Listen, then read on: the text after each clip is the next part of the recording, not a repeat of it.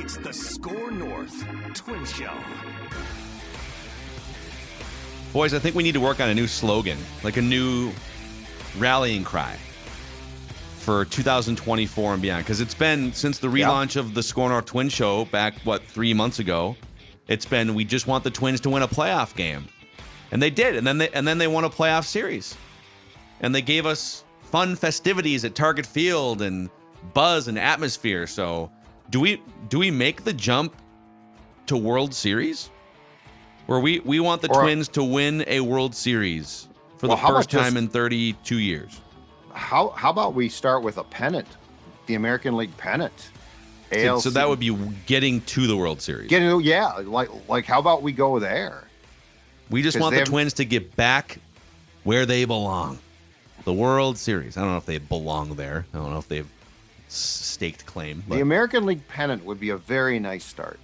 I can only imagine after the sampling that we got of how that crowd impacted, a first round, best 2 or 3, and then division series.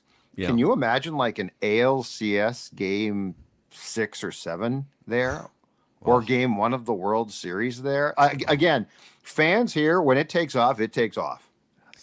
The Score North Twin Show, where we just want to see Griffin Jax and Max Kepler thrive. Yeah. something along that nature, maybe. Dude, Griffin Jax shoving and then people trying to dunk on Declan the last 2 weeks is my medicine. It's my drug. I will say it's a good thing that he was just like a mid-tier reliever that still I don't think anyone in the national media really knows about. Because if I said this about, let's say I had the same take but Royce Lewis. But you would never say it about Royce Lewis. I would never say it about Royce Lewis. I said it about a mid-tier reliever who ended up absolutely shoving, which is great, and I am having a blast with it. But if I had said it about a high-profile player, which I would not do, because I was just picking on a mid-tier, low-tier reliever on a pecking order, it'd be a different story. But it's fun to see it. Can we talk about some of the rules, though, for what this show and what social media is about, too? Because I feel like there's confusion, okay? Okay. So, first of all, when we give our hot takes, they're hot takes on purpose. So, they're not supposed to be tepid takes of, I might consider pitching Thielbar against a left-hander here or not there. They're supposed to be hot takes. The other thing is, and I've seen this on Twitter more and more, and there's a general confusion about how this works. And I'm sure that you guys get the same thing. If a player is struggling, or if you tweet something about a player at that moment, and it can be 2 months ago, then you get back, this tweet didn't age well. Okay? That's not how this works. If the player is struggling, it's not my responsibility to say, well, in 2 months he might not be, so tonight I'm not going to tweet that. But but it's one thing to point out that they're struggling, and I agree, it's dumb to go back and be like, this opinion of a moment that was happening in time didn't age well. No, it's it's a commentary on what's happening. But if you go a step further and say Max Kepler should be DFA'd, and I don't know if you tweeted that. I think at some point that was said on the show, right? I did. And then he's their best hitter in the second half of the season for 2 months. Right. That tweet didn't age well. Yes. Because you wanted him gone, and then he became awesome for a few months, right? So I think people use that didn't age well in the wrong form. And there's a lot of things that we say and do that don't age well, okay? But that's correct. And a take. But let's get it right. A take is not a matter of fact. It's just a GD take. It's an opinion. It's not supposed to be just completely correct or inaccurate.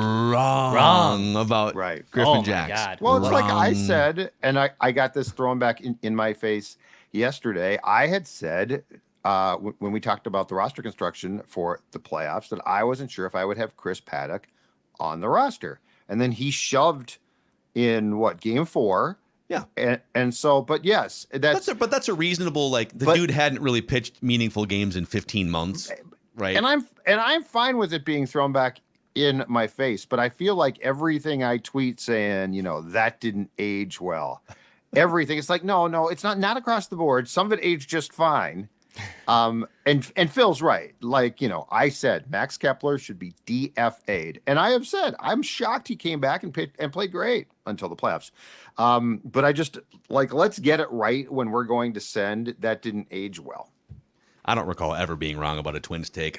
Nope, never. One time I said Royce Lewis the Griffin should be Jacks one, traded for Frankie Montas, but that's another. The Griffin Jacks one I will always love, though, because it was scalding. Legendary. We do have a bunch of comments to buzz through here as part of Feedback Friday, and the Twins are on the grid. The Twins, folks, the Twins are on the grid. Assemble for the Immaculate Grid.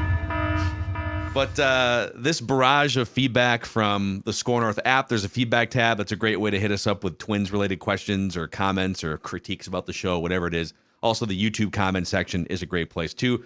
And this batch is presented by our friends at Hire a Pro. So I don't know if you knew this, and I thought I heard hail today, actually. I don't know if it was like freezing rain or what. It's doing some weird stuff outside, but we had some hailstorms over the summer. If you suffered roof damage and if you have an approved claim, if insurance has approved your roof replacement, work with Hire a Pro because they can help you earn a profit on your hail claim. Roofers actually hate these guys because they show you everything that a roofer can't, the expenses and the profit on your job. So let them sit down with you on your approved claim. They'll knock it out of the park. And again, if insurance has approved your roof replacement, give Hire a Pro a call at 651-402-3400. That's 651-402-3400. Or visit them online at hirea.pro. That's hirea.pro. Okay. Feedback time. Speaking of getting clowned on the internet, Justin R. says, I think I heard Judd say that Brooks Lee should move to center field. You got lit up for that hot take yesterday. That was my hot take. There's no chance. Brooks is thick in the thighs and butt. Amen. And profiles athletically as a third or second base candidate. Also, he has a 50 run grade on the 20 to 80 scouting scale. That Fangraphs has him at 50. 50 is an average grade. He's not like a burner. Certainly not Buxton or Michael A. Taylor or like Kiermaier. I recklessly speculate that the Twins will trade Julian for pitching and open second base for Brooks. Oh, they'll go Arise again. Ooh. So, but here's what I think. Because we were talking about this with Royce a little bit too. I like where your head's at, which is, hey, they got to get creative here because Brooks Lee is their best prospect. He probably needs if he has a big spring training, I could see him making the club. But if he starts hot, let's say they start him off at St. Paul again, he's going to be up by maybe May 1st. So you got to clear the runway a little bit for this guy. Mm-hmm. I don't think he has enough speed. I don't think he profiles to be a center fielder. But Julian, he got better at second base. Not the greatest second baseman. I think most people would say that Brooks Lee better glove at second base than Julian. If you took Julian's weighted on base average, which is like OPS with proper weighting for on base and slugging. If you took Julian's rookie season weighted on base average and slid it into all first basemen in Major League Baseball, he would have had the 6th highest weighted on base average among first basemen. So, dude, Julian's bat plays at first base. Oh, yeah. And you're taking a middle infielder and moving him to first. If you give him enough time, like, hey, dude, your whole offseason, definitely still practice second base because we're going to need you there too. But get a first baseman's glove that you like and work your ass off. We're going to put an athlete at first base because he's a second. Like, you move a middle infielder to first base, he's going to be one of the most athletic first basemen. Like a Rice. And his first base. And maybe he doesn't hit the 50 bombs that Matt Olson hit for Atlanta, but his bat does play at first base. Yeah. That's where I'm kind of at with this discussion. So Lee plays Lee plays second base. Mm-hmm. Julian plays first. Yeah, I could see that. Mm-hmm. Definitely. Yeah, I don't think you'd tinker with moving Brooks Lee to the outfield. I don't think that's worth it at this point. And you've created a logjam as it is, but you have an offseason to kind of assess who's going to stay, who do you want to trade, who do you want to acquire, who are you willing to part with, and that'll probably give you an idea of where this puzzle piece fits. But I don't really want to move a guy to a completely new position because I just don't think it's really worth it or really productive. You could also, I guess, if you thought that like Royce Lewis should move to second and Brooks Lee third, but I mean Royce looks like a third baseman now. He's a big dude. He seemed to get really comfortable there by the end of the season. It kind of feels like a third baseman to me. So I would keep him there and keep him comfortable too. My not so hot take is if I'm the Twins, I am bringing Michael A. Taylor back. Yeah. To start or to be a fourth outfielder? Well, you know what? Potentially to be a fourth guy, but here's the thing. Guys get hurt. You're going to need him. And he brought exactly what I have wanted this team to have at the time behind Buxton for 4 years. Like, he runs into pitches. He's not great at the plate, but I think he had like 21 home runs, which was a career high, something like that. And just, he makes every play out there, basically.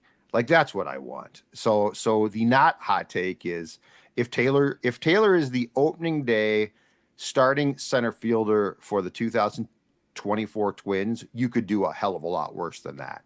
Mm-hmm. Yeah. I really liked him out there. That was a great trade. Yeah. And defensively, I just want to see here where he kind of sits with, these aren't here we go. So, and he's in his 30s now. So I do worry about speed. Like, once you get to a certain point, 29, 30, 31, your speed no longer is what it was. But in terms of center fielders' defensive runs saved, he was 6th among qualified center fielders this year. So he's still, he's a well above average relative to all the other center fielders, a well above average defensive player. Not a great offensive player, but if he's going to play top 5, top 6 defense in center field, and once in a while hit a double or a home run in a pretty big spot, you can do worse while you try to find the next option, somewhere in your system. Okay, emailer Phil chimes in and says, "Hey guys, I've really enjoyed having the Twin Show back. I've been listening since the Touch 'Em All podcast days, and baseball is why I even started listening to the old 1500 ESPN radio station back in the day. After this season and the postseason run, I keep coming back to the thing for which I think you guys and a lot of Twins fans aren't giving Derek Falvey and Thad Levine enough credit for, and that's pitcher development. Every time this topic comes up, you guys play it down because you hope that Minnesota would develop pitching pipeline like Cleveland's. But if you look closer, we've complimented them for bringing in Pablo Lopez, but he wasn't really even an ace coming in. He was a nice piece, but the talk was that he was a good, solid number 2 and not an ace. His velocity's up. They've got him throwing a sweeper, and Pablo Lopez has openly credited the Twins and their analytics department with helping him evolve his pitch repertoire to get to that next level. Also, Louis Varland, a Concordia guy from the 15th round who threw 89 miles an hour. Now he's a 4-pitch pitcher throwing 100 out of the bullpen. Joe Ryan was dismissed as a 1-pitch pitcher. Brock Stewart looks nothing like his old former self. Duran was a low A-ball pickup in a trade and basically an afterthought. There have been some really good development stories in 2023, and because of that, I do think this narrative has changed from where it was maybe 12 months ago. So it's interesting because, yes, they deserve credit for, and it's a little bit of a dartboard thing, but as far as trades, they have made a lot of moves to try to get pitchers. But, Varland and Ober are what I expected the pipeline would be much more of by now with Falvey's regime. And so do I give them credit for their trades? Absolutely. Absolutely. They've made, the only time where they've really made some really bad trades, I think some just awful trades, are deadline moves meant to enhance them. Those have not worked. But like the Lopez trade worked out well. The Gray trade, which by the way was high risk, like if I'm not mistaken, that was Chase Petty, right? The Gray trade. Yes, I believe so. And he had a decent year in there. So, but I'm saying like you drafted him. That's a risky trade, and it worked out well. So I think the only thing I'm saying is, I think we all agree that we thought that there would be more stories of actual drafting and implementation than there have been, and I'm not going to apologize for that, but this person is exactly right. The reality is they have done a very good job of making some trades, taking pitchers, and then developing or probably not developing, improving them.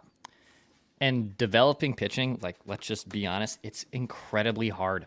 Like, you look at Cleveland, you look at the Dodgers, and in my opinion, that is an anomaly. They just, for whatever reason, just absolutely produce these absurd pitchers that you've never heard of, and then they get to the big leagues and they're really good.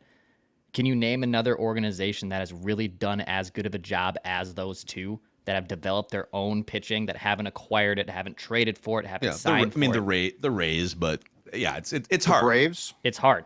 It's very Braves difficult do a nice to job. do. It's really difficult to do. So if you're not going to be good at developing it from your own system, then be good at acquiring it. And to be honest, for the most part, they've been really good at acquiring it. Yep. But it is like, this is another one of those, this didn't age well potential things. For the first 5 or 6 years, there were a lot of missteps, a lot of sort of head scratcher things here, a lot of wondering where the pitching was. And a lot of things have come together for them with the decisions that they've made. So credit to them. And I think you evaluate it differently now than you did 6 months ago. And that's great for them. That's awesome. And that's part of the reason why the Twins finally won a playoff game for the first time in 20 years. What are you talking about? It didn't age well, Mackey. Brian Darling says, hey guys, thanks again for bringing back the Score North Twin Show. Thank you for listening and consuming, Brian. I was born in 1986, so I believe Mackey and I are almost the same age. Correct. This season was a success. So excited for 2024. Has your guys' faith in the manager and front office changed at all after this late season run?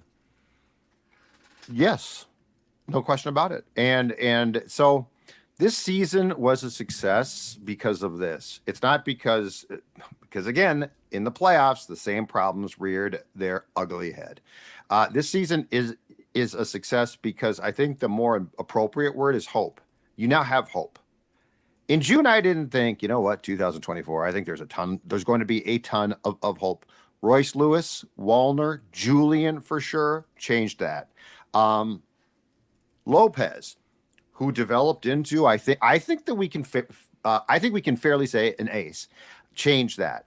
And so, yes, I have far more optimism and, with Baldelli and management as well, because I think it's very important we get really tied up in it's Rocco made this decision or that decision, which I don't believe. I think it's a conglomerate. But anyway, with the fact that Lopez and Gray and pitchers consistently throughout the season, save for game 4, Joe Ryan, special circumstance, I think, allowed pitchers to pitch deeper and trusted them. So yes, I think my view has changed, and I do think that there is more hope now going into spring training than there has been since 2019 going into 20.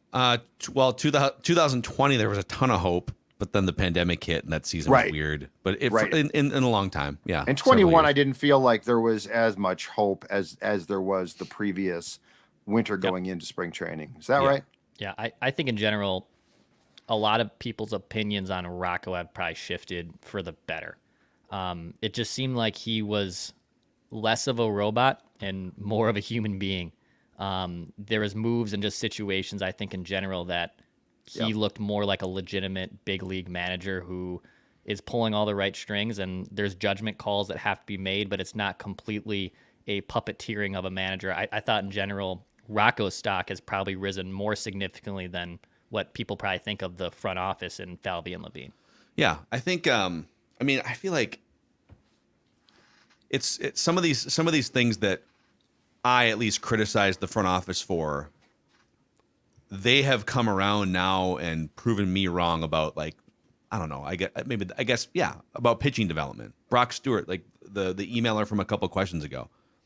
At the end of the day, there's some really good young arms now that have blossomed and are going to be part of this thing going into 2024. Maybe I was impatient. I don't know.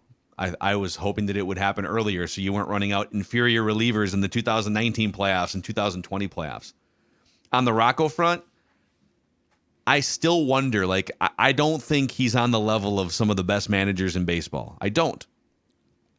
Are they winning despite that? I don't think he's, like, shipwrecking them, but maybe that's how the front office kind of wants it. I don't know that they want a Bruce Bochy or, pick your manager that is headed to the Hall of Fame at some point, right? So my opinion is this.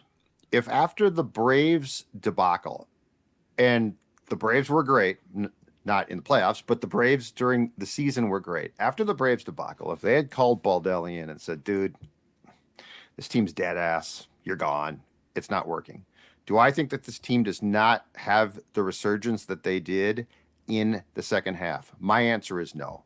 I think that they do. I think it was, and this is not to say that Rocco did nothing, but I think it was driven by Royce Lewis. I think it was driven by Correa. I think it was driven far more by players. So do I think that Rocco Baldelli is an absolutely essential ingredient to this team? No.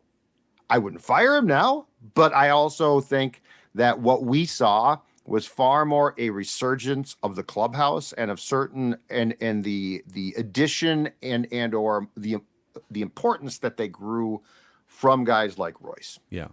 Pat Dwyer chimes in here, says, discovered you guys online when Correa signed the first time a couple years ago. That's awesome, Pat. Thank you.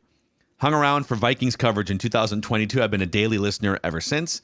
Haven't lived in Minnesota since before Jesse Ventura was elected governor, but I've never stopped being a Minnesota sports fan. Agree with your take on the Twins offense. I, too, am an analytics guy. I've read Keith Law's book, Smart Baseball, and I agree that base runners are the key to scoring runs. That said, you can't drive a guy in from second with a walk. I'm curious if a heavy 3 true outcomes approach, that would mean you're very heavy in strikeouts, walks, and home runs, that approach, I'm skeptical that is successful over 162, but maybe too volatile in the postseason. So I was curious and just wanted to see. I looked this up because I saw this question coming down the pipeline here. You know, the Twins had the most strikeouts in baseball history offensively, and so they led the league in strikeout rate as well, obviously. The Astros, the Braves, who were the best team in baseball in the regular season, and the Diamondbacks, who've been this resurgent surprise team, right? They were all bottom 5 in strikeout rate, and meaning like lowest strikeout rate offensively. I would draw it up this way, okay? The Twins struck out in 27% of their plate appearances this year, which is insane. That's literally like 1 in every 3.5 trips someone strikes out. So 27%, 27 out of 100.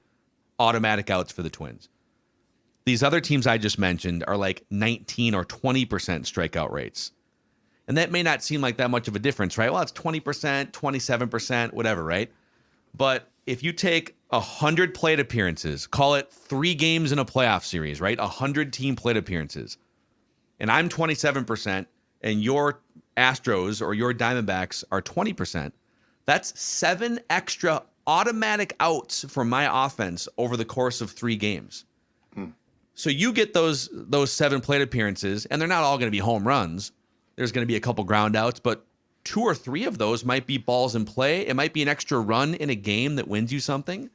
Right. So that is one of the biggest things, I think, whether it's through just some personnel changes or philosophical changes.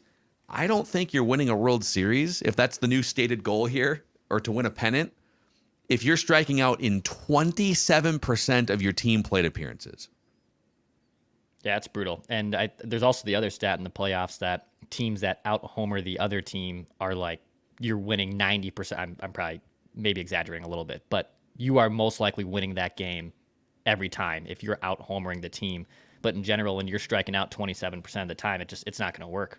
So they definitely have to change their hitting philosophy, and I don't know how it can just quantifiably drop from 27 to 18th overnight. I genuinely don't know how you fix that overnight, but something clearly does have to change to take a step at least in the right direction that you're not striking out 27% of the time. So I'm going to go in a direction to here that sort of elaborates on that statistic in particular and say this. When you watched the division series, and you watch the Astros at bats and the Twins at bats. So forget the end result. I'm talking about just the at bats. I felt the Astros take great at bats. Mm-hmm. They're long, they're fouling off pitches, they're battling. I felt like the Twins at bats were far more, if for lack of a better term, simplistic. Yeah. Are you surprised by that, though? And that's eye test. No, but I'm saying, like, I think this goes into those who say, well, they're strikeout. I mean, who cares? It's just an out. But it's also how you get to that out. So I'm not surprised. But what I'm saying is, I think Houston provides a great blueprint through watching their at bats of where you want to be. And I don't think there's any reason why the Twins, to me, it's not like, well, look at the Astros and look at the Twins. The Astros are a superior team. The Astros hitters are all, now Yordan Alvarez is great. I'll fully acknowledge that.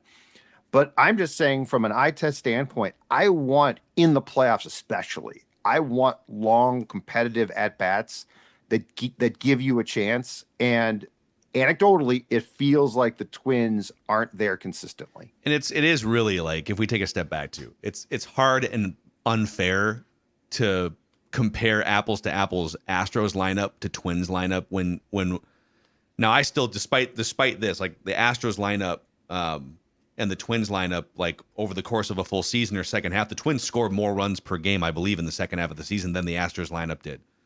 But this is where once you get away from the spreadsheet for a second and you get into human land, which is kind of where you are with your take here, you say, boy, that Astros lineup, once you get into a do-or-die playoff situation, they literally have multiple MVPs, countless silver sluggers, world championship credibility. You know, even like the guys they bring in, Michael Brantley over the last couple of years and Jose Abreu. These dudes have pedigree as hitters in baseball. And the Twins lineup right now is largely fueled by dudes who've barely played Major League Baseball. Edward Julian and Royce Lewis and Alex Kirilloff. And it's when you look at it from that perspective, I know that same group that's inexperienced scored more runs per game than the Astros down the stretch. But if it's game 2, crowd's going crazy, heart rate's pumping through your neck, right? Royce Lewis chases a couple pitches that Alex Bregman probably doesn't right now anyways. Right. And I think where there's hope too is that, for instance, Julian's at bats, a lot of times I love. Like he might strike out, but they're fantastic at bats. Like that's what I want. It's not that you can't strike out. It's that what's your approach? And by the way, like as much as people loathe the Astros for the cheating scandal or whatever, like this cocky attitude, like, dude, they have developed those hitters internally. Altuve, Correa, who was there, Bregman, who's an absolute stud, Alvarez, who's just that entire group was a core that was benefit from drafting early, but they've kept them together and they showed life in the mid 2010 decade. Kyle and they've Tucker, been now to 7 straight ALCSs, man. Like that's the hope that the Twins should hope to be the Astros. That is the goal. That is the absolute goal, is to be the Astros. Dude, every team wants to be the Astros. I know, obviously. But people loathe Houston and people hate them for dumb reasons, in my opinion. And you want your Twins offense to be that offense. You absolutely do. I think one thing, like, to take your point there, Dex, like and some of this is, of course they feel this way because they're badass and they've won at the level they won. But when the Astros go into a game, they expect to score about 9 runs. Up and down that lineup. Bregman, Kyle Tucker, like these dudes, they know in their minds, we're going to score 8 or 9 runs today. Now, they don't always score 8 or 9 runs. Sometimes I feel like the Twins are still there's a couple hitters that believe that they are, but then there's some other hitters like Max Kepler. Does Max Kepler come to the ballpark knowing in his mind with full confidence, oh yeah, we're going to F this pitcher up today, and this is going to be awesome. And we're going to we're going to flip the bat, and there's a certain sort of bravado and attitude. Now, did the Astros have that in 2016 when they were building this thing? Some of it comes with success, but it was a glaring difference in that series. Yep. And I just want to see, especially the front office, because again, guys are going to strike out. I totally get that. But I want to see the front office acknowledge that they've learned that strikeouts are detrimental. And so look, certain guys strike out, but you went out and got Gallo. And then just kept playing him. Now, eventually that did come to an end, but that's where I want. I as much want the Falvey to watch the Astros approach at the plate as the players. Yeah, Gallo being removed and extracted will help your strikeout problem, right, by a percentage point or two, I would guess. Absolutely, math, right?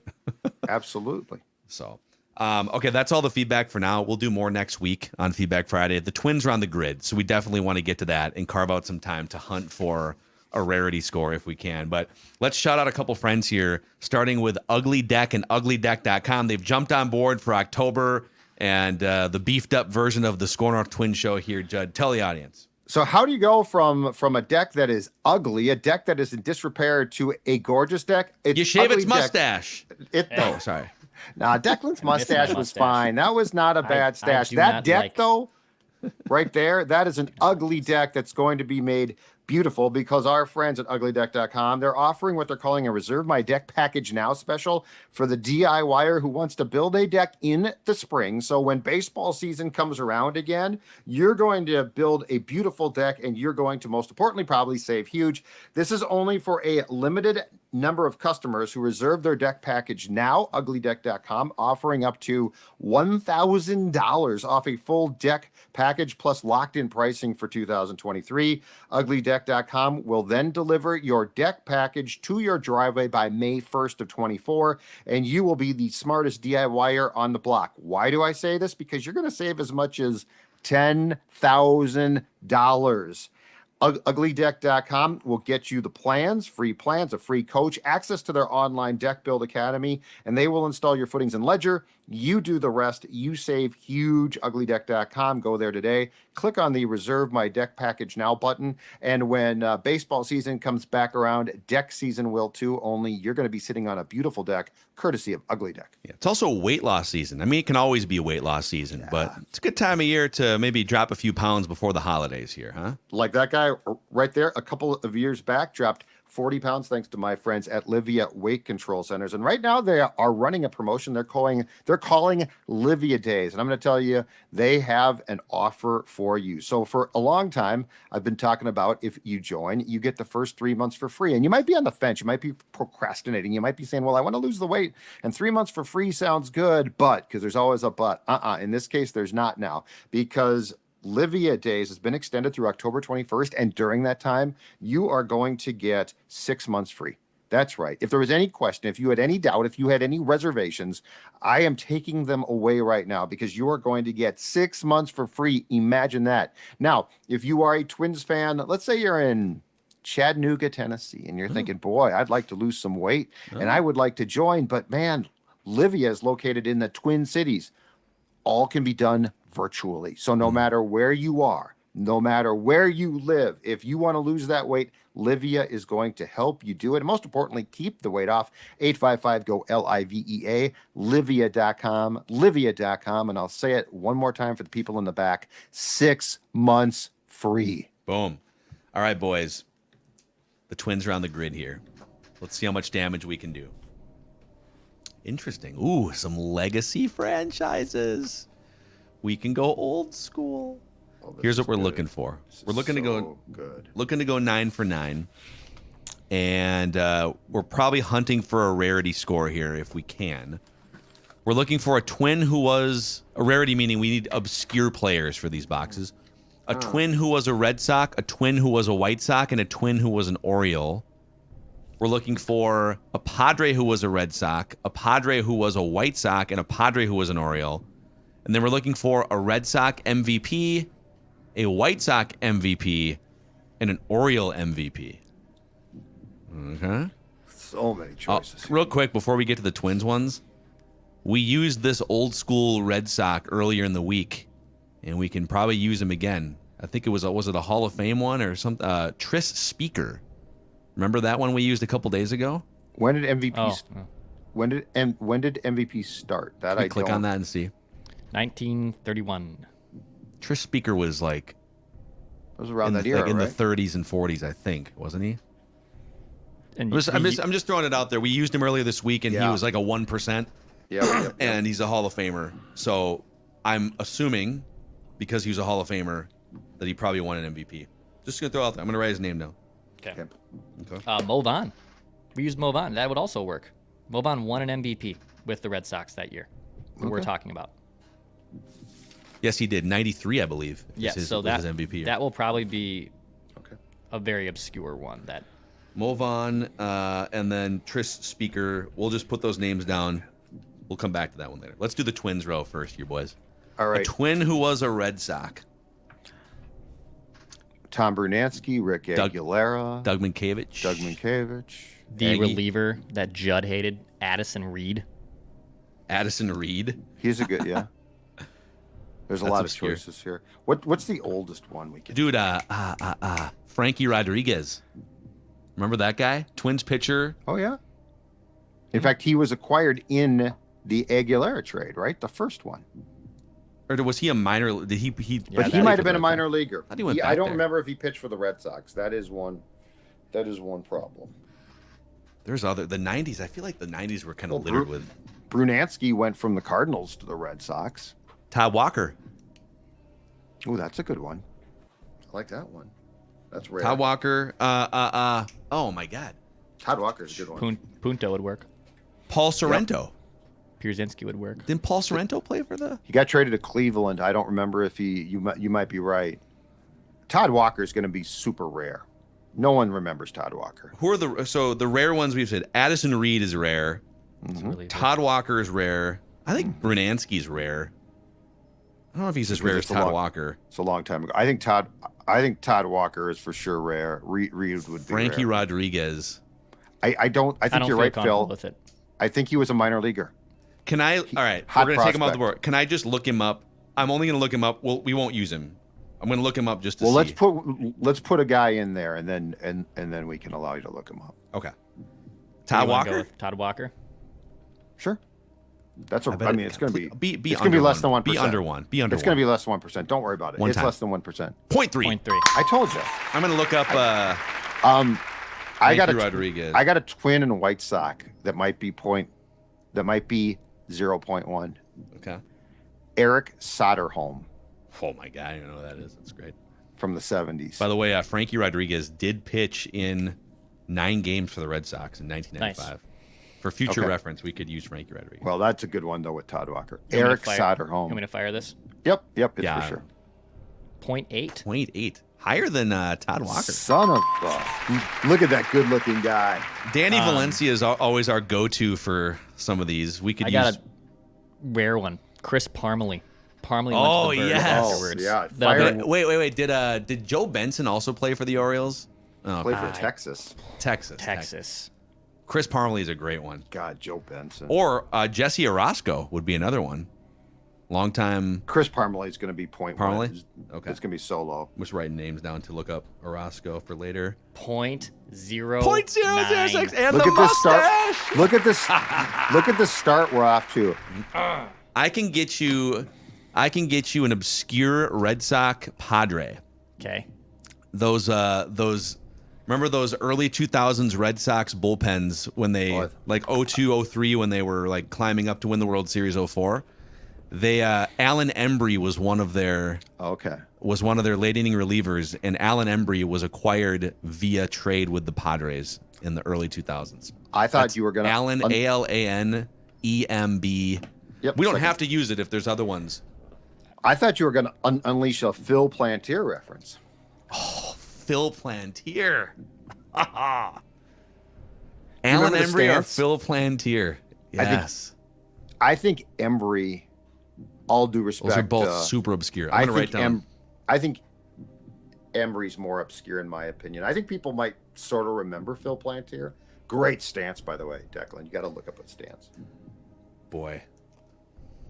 I think we're dealing with two really good options here with Alan Embry and Phil Plantier. So it's up to you. Judd, you make the call. Go ahead. Embry, Okay. Be under one. Come on. it's a pitcher. 0.2%. Yeah, Oh, good. that's a great one. I got a White Sox Padre. We've mentioned this guy before. Jake Peavy. Nope, even better. John Yes. Garland. Johnny Garland. Yeah, dude. JON, right? There's hold on a second. Before we do this, let's just talk about this square. Yep. There's a cavalcade of pitchers that like revived their careers by going to that ballpark, the Yellowstone of Major League Baseball. Garland's one of them. I'm just trying to think of other potentially obscure. That's a good leader in the clubhouse. Garland's really obscure. And the Padres franchise doesn't go back far enough. If That's the thing with like some of these other ones. If you want an old one, like one that actually a good pitcher, but people won't remember, Lamar Hoyt. Lamar who Hoyt. started the 1985 All-Star Game at the Metrodome for the Padres, but had been, I believe, you won a Cy Young with the White Sox. But I think John Garland's going to be super rare anyway. So Garland, I'm going to guess Garland is the highest percentage, but it's still a very good percentage here. It's going to, 0.9. Yeah. I was right, but that's still that's still amazing. 0.9. In fact, I want to man, this is great. Okay. All right. He might be a little higher, so if you guys have another one, and by higher, I don't think this is going to be like double digits, but Nelson Cruz would work for Birds and Padres. Writing down. He's actually a good grid guy. Yeah, he is a good guy. He is. Low-key. Yep. Seattle, Texas. Yeah. Nelson Cruz. Did speaking of school? Jesse Orozco, did Jesse Orozco pitch for the Pods? Jeez, he might have. He pitched for like 9 or 10 teams. Now Latroy didn't, right? Latroy wouldn't fit the square, would he? Nishek. Did Nishek pitch for the Birds? He pitched for the O's. Oh my god. I don't know. You're right on Padres, Cardinals, Twins. Did Darren O'Day pitch for the Padres? Oh boy. Darren O'Day. Darren O'Day. Remember that guy? He was an Orioles like 8th inning guy. Oh yeah. Oh man. Any catchers? I'm trying to think of any more locks. We can come back to this one too. We know we have a Nelson Cruz. Yeah. We know we have a Nelson Cruz. Should we use Mo Vaughn for MVP, or do you want to try? Well, I think we know Mo Vaughn won the MVP in 1993. I think I can rattle off most of the 90s MVPs. Tris Speaker was a Hall of Famer. But I don't know he won an MVP. Like that's the one thing. I'm pretty sure he did, but I mean, you're probably right. But he would. I think the question is, we have a crazy rarity score going right now. Yep. There's not that many options here. Well, I guess Ted Williams won one. There's probably more for the Red Sox that will bring the percentages down. I think Yaz won one. I know that Fred Lynn in 1975 is the only player ever to win, I think, Rookie of the Year and MVP. Did Jim Rice? I don't think Jim Rice ever won an MVP. I'm pretty sure he didn't win.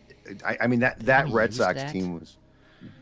That before, but Fred Lynn for sure won MVP in 75. Mo Vaughn for sure won it, like Declan. And I just worry that. Well, I will say just in general, like MVPs are good. We're not gonna.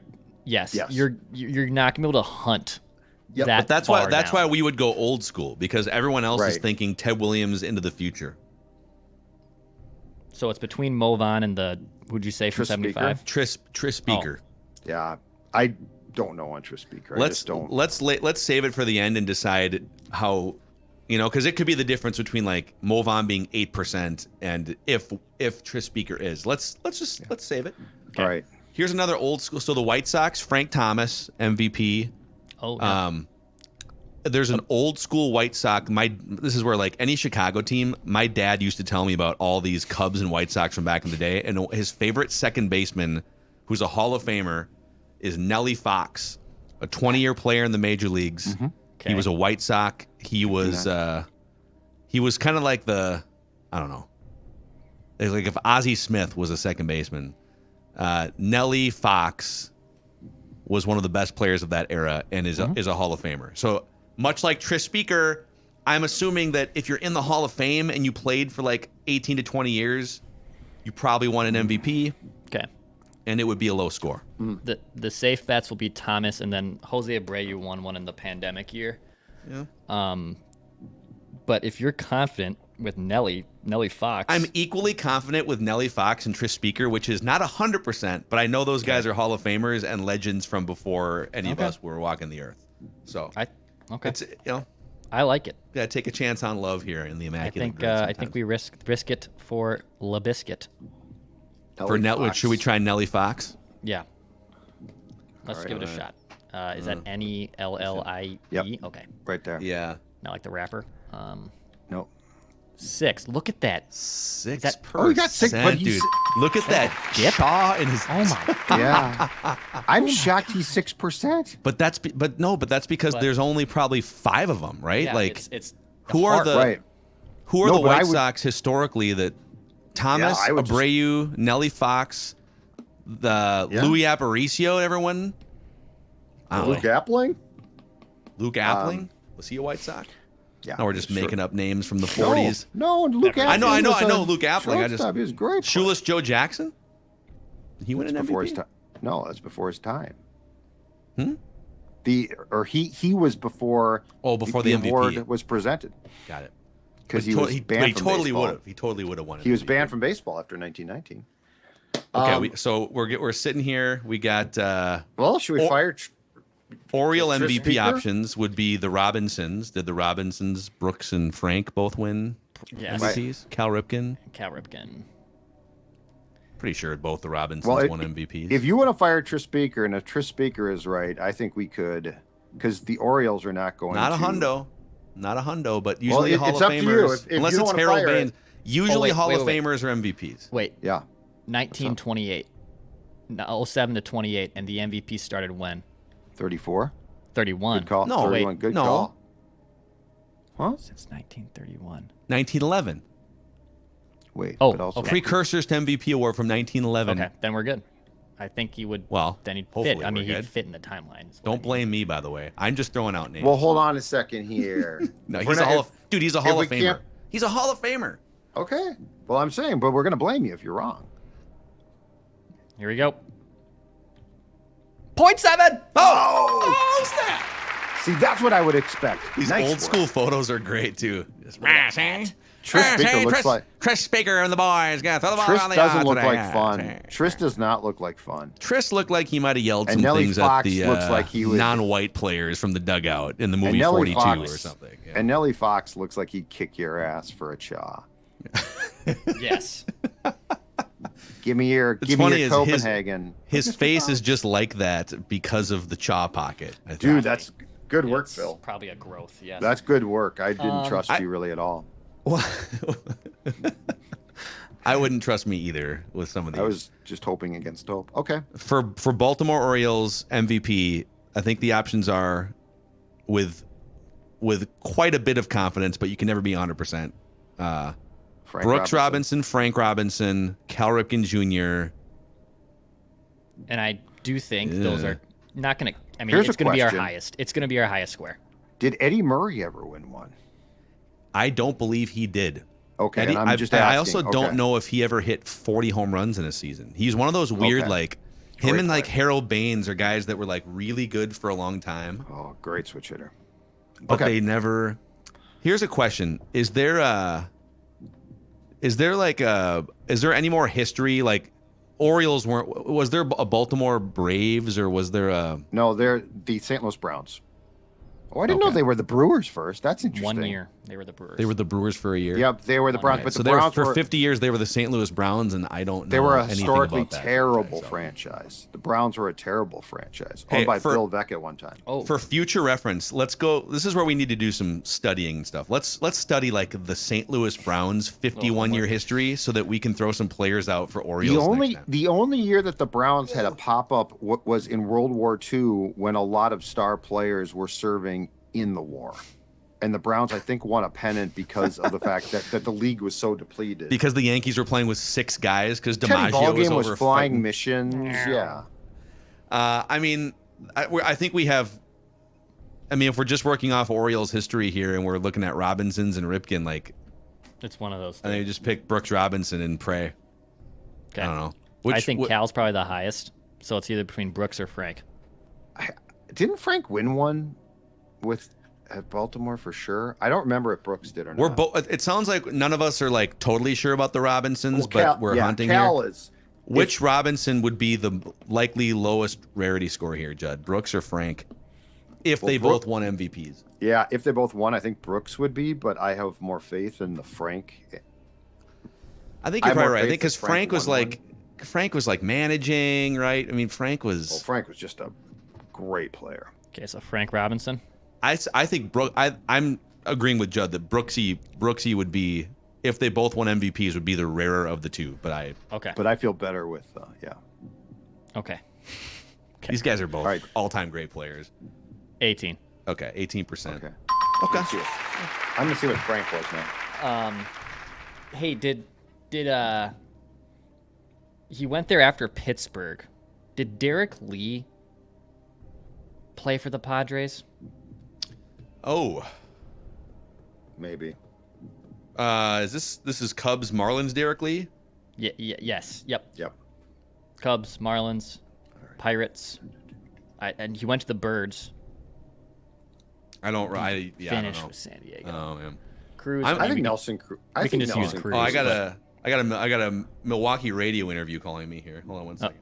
Okay. Hey, Phil, can you talk about the Twins? Should I fire? Yeah. Nelson Cruz at this point? Yeah. Okay. Yes. Fire Cruz.